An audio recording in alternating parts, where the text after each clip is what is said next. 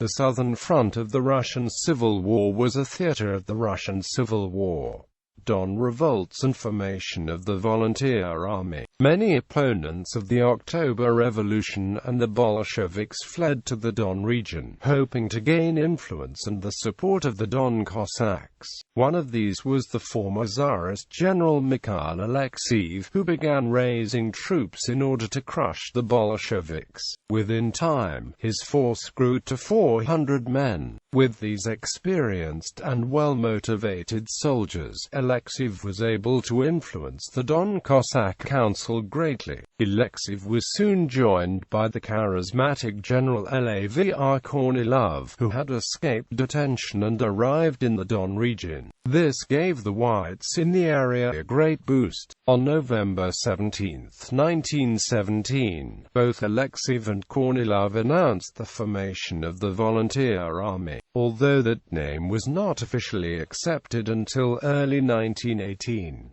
General Alexeyev became its first commander-in-chief. In January 1918, the Volunteer Army numbered 2,000 men, and was transferred to Rostov, as Kornilov could not persuade the Don Cossack leader, Ataman Kaledin, to take joint action alongside his whites. By February, Kaledin had been defeated by the Reds and the Volunteer Army retreated behind the River Don. In March 1918, the Volunteer Army was strengthened and now numbered 5,000 men. In April 1918, another formation was set up, the Army of the Don, created on April 17, 1918, numbering about 6,000 men and was commanded by General K. Plyakov, and on April 25, P. Popov. In June 1918, the whites in the south were joined by Colonel Mikhail Drozdovsky and his forces. In total, the Volunteer Army numbered some 9,000 infantry and 3,000 cavalry. From November 1918, the Entente was able to supply the whites in the south of Russia through the Black Sea port of Novorossiysk. This allowed the whites to reorganize and create new units, although conscription helped quite a bit. This boosted the Volunteer Army up to 35,000 men by September and 100,000 by December. In September 1918, the Reds themselves formed the Southern Front to combat the whites from Ukraine to the Sea of Azov. By then, the Army of the Don had reached a peak force of 10,000 infantry and 7,000 cavalry.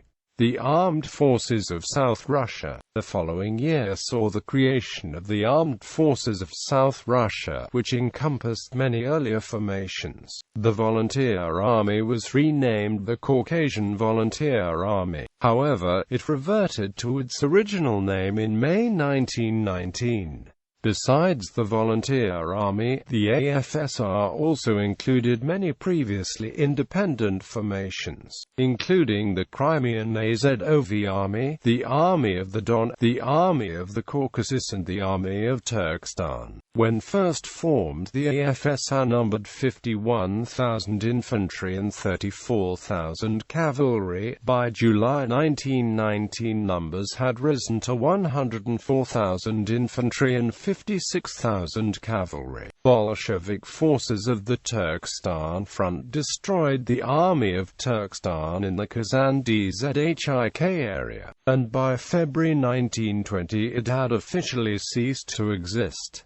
Hard fighting and heavy losses left the White armies in the south facing defeat. The Reds had almost destroyed the Army of the Don by 1920, and the survivors fled in the direction of the Crimea and of Wrangel's newly formed army. In April 1920, Denikin, the commander-in-chief of the AFSR, passed all his powers to General Wrangel, who reformed these units into his Russian army.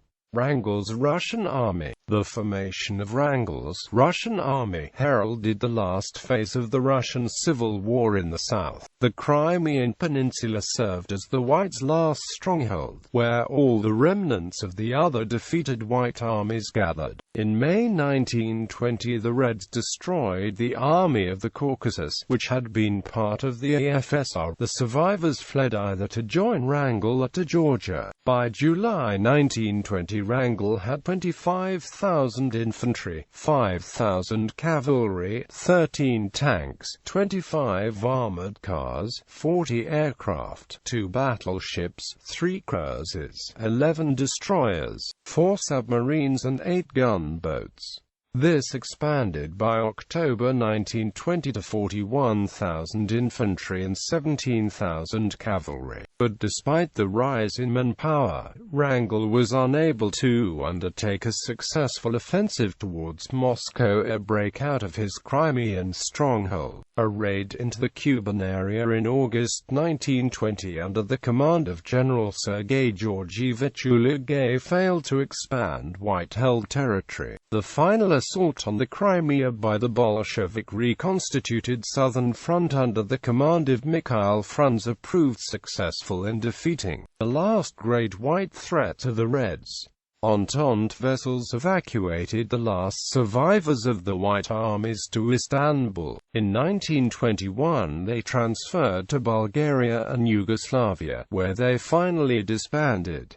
Ukraine in the Southern Front. At the same time, the Reds were also fighting against the Ukrainians, as well as the Poles. With the defeat of Germany in the First World War, the pro-German government, the Hetmanate, under Pavlo Skoropadsky, was overthrown and the relative safety Ukraine had under German occupation and protection was gone. The Reds set up their own Bolshevik Ukrainian government. The Ukrainian National Republic faced many enemies from late 1918 onwards. It faced the Reds to the northeast, Whites to the southeast, marching northwards against Moscow and the anarchist Black Army of Nestor Makhno springing up all over Ukraine. The UNR came to terms with the Romanians and the Entente occupied Odessa in February 1919, and this allowed the UNR to release troops to face the Whites, Reds and Poles. Fighting broke out in January 1919 and the Reds pushed the Ukrainian forces back. Kiev fell to the Reds in February 1919 and had pushed the UNR's forces against Polish ones moving into Volhynia. This cut the UNR's armies in two. By May 1919, the UNR occupied a small strip of land around Brody and at the same time were negotiating with the Poles. With an armistice with the Poles, the Ukrainians could push forwards and they attacked southeastwards to Kamenets-Podilsky, with Denikin launching an offensive against the Reds in the north, along with spontaneous peasant uprisings allowed the Ukrainians to retake Kiev in August 1919, but they were expelled by Denikin's forces. With Denikin's defeat and the Ukrainians in severe trouble, they made an alliance with the Poles in April 1920. The combined Polish-Ukrainian forces pushed back the Reds, who occupied most of Ukraine. This was part of the Polish-Soviet War, and ended up with gains for Poland after the Treaty of Riga in 1921, but with nothing for the Ukrainians who were fully defeated. The Ukrainians based in Poland tried to launch offensives and raids into Soviet Ukraine, but these failed considerably. Georgia in the Civil War. With the defeat of the Whites in 1920, the Georgian Democratic Republic was under threat from the Red Army moving ever closer to her borders. The Reds offered an alliance with Georgia, Armenia and Azerbaijan in order to defeat the Whites in the Caucasus, etc. The Georgians refused, going for a policy of neutrality. They also hoped they could negotiate their official independence with the Bolsheviks. Several Several attempts by Russians and Soviets to take over Georgia failed. In April 1920, the Soviets managed to place a Bolshevik regime in Azerbaijan, mainly due to the help of the 11th Soviet Red Army. Georgian communists asked for permission to take over Georgia, but no real authorization was given. On May 3, communists loyal to the Russian SFSR launched a coup in Tbilisi, which was successfully defeated by the Georgian army. The Georgian general staff started to mobilize and started to ready themselves for war. However, this never came, as negotiations with the Reds managed to secure their independence,